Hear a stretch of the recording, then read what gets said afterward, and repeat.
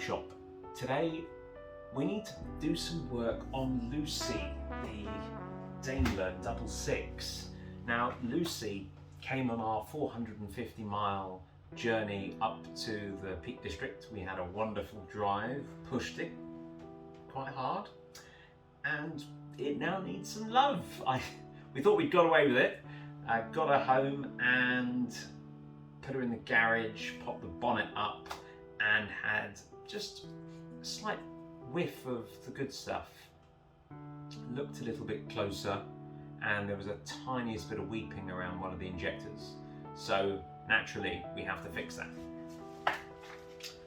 Fortunately, we have got this handy kit from Master Injector UK, which has all of the hoses pre-cut to shape and size, all of the fittings, the injector filters, all of everything that you need to do the job. So we're gonna have a bit of fun with this.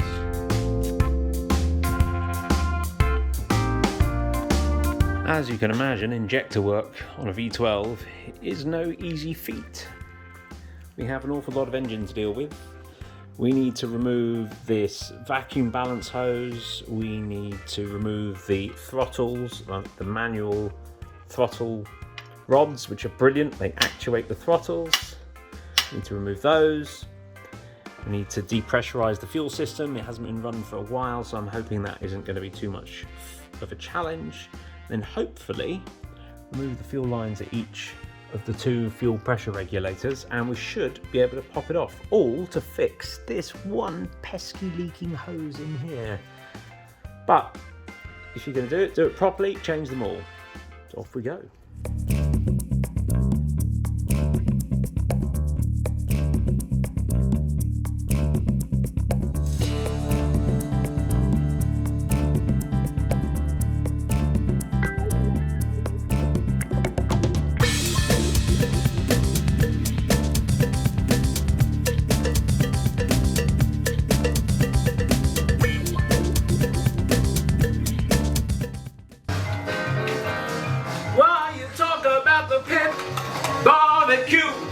The band is jumping, the people too are mess around. Oh, mess around. Oh, mess around. Everybody's doing a mess around.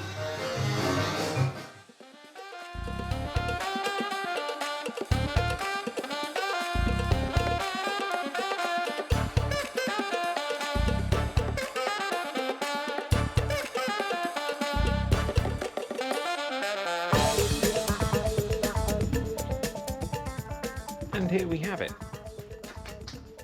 the injector rail. Now have a quick look at all of these. Yes, yes. Which one do we think was leaking? Ah, that one, with all the grease around it there. But we're going to replace all 12 because we don't like car fires.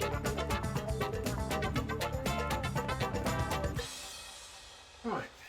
So we have a guide now of which direction the plugs are facing because they're all slightly different. Now I need to cut them off, keep them together.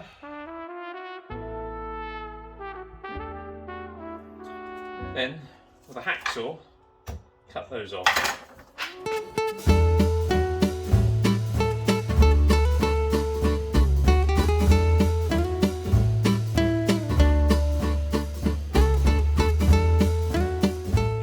Lots of careful cutting, taking these off. Need to just pull them out and then remove the pipe. Next, your patience needs to continue as you pop the rubber seal out so you can get this collet off, pop the injector in the vise using the rubber boot and try to cut the disc without cutting the injector. Godspeed. You've got 12 of these to do.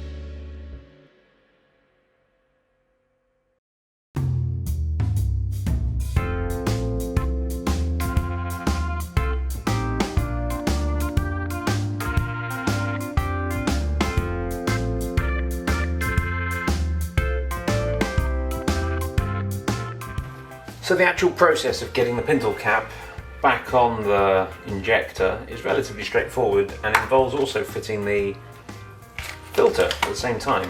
So what you need is this super glued O-ring on the actual tool. Pop your pintle cap in there, and importantly, you've drilled a hole right in the middle where that seal is, so that the pintle cap can sit in there, and then the actual pintle tip can go through the hole rather than get bent or crushed by this process, which would be bad news for everybody. So,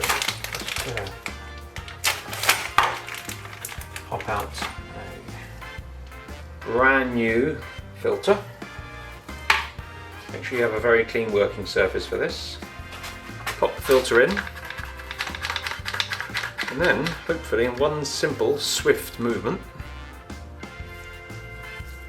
you do them both at the same time.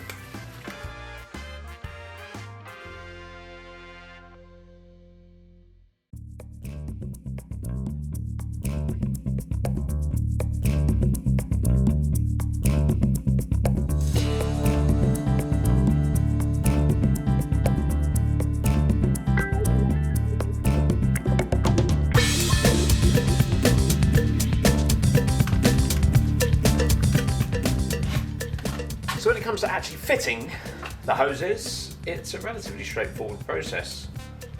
Take your hose, dip it in some fresh engine oil, wipe off the excess. Don't forget to put the ferrule on the injector, that was close. Pop the hose on, push it in, and then apply force on a clean flat surface. And that is well and truly home. Now repeat that 12 times.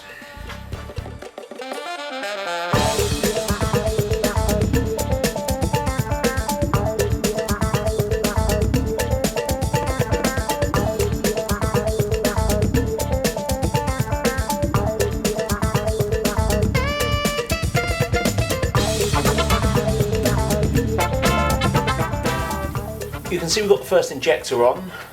Something I meant to remind you all of is double check the orientation of the plugs as per the original diagram, so that you're pushing it home facing the right direction, because you don't want to be trying to rotate that afterwards. Now, another 11.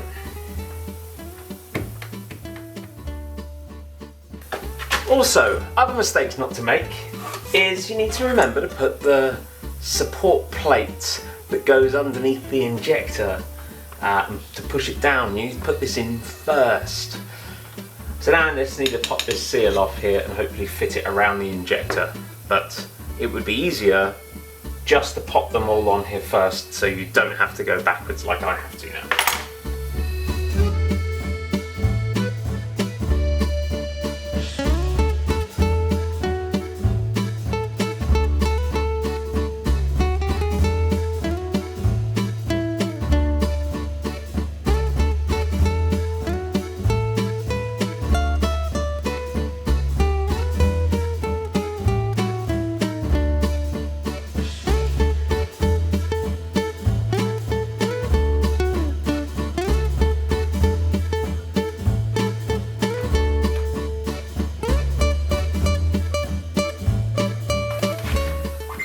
Now you've got an injector rail covered in new hoses and injectors, new pintle heads, new seals.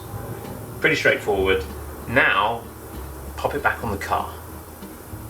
As the manual says, refitting is reversive removal. Try not to drop anything into the inlet manifold. Let's do this.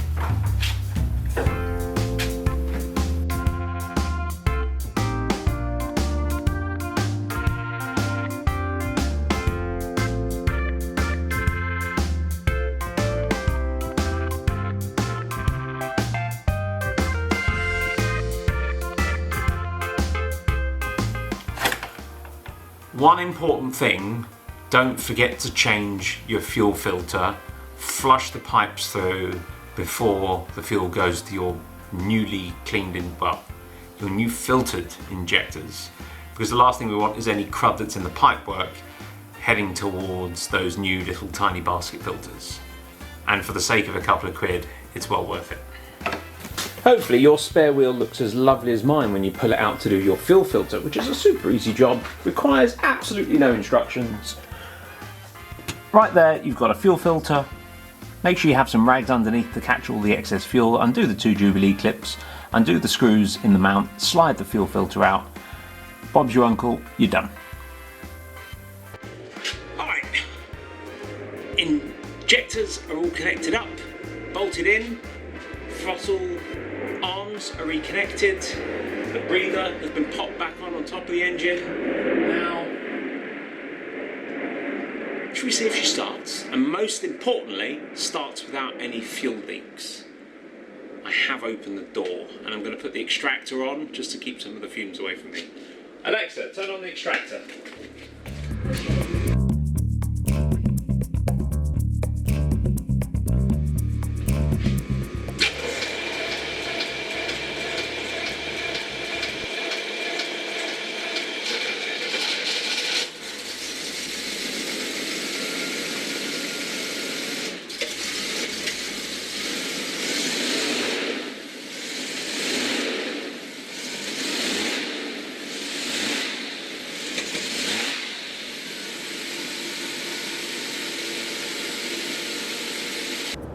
One more job while we're here. The brake reservoir has an ever so slight leak out the top of the cap.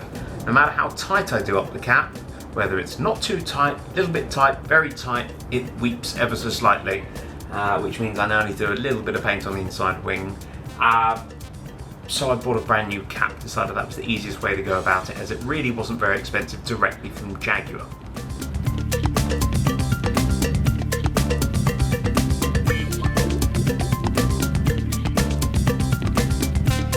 So that is the injector job done.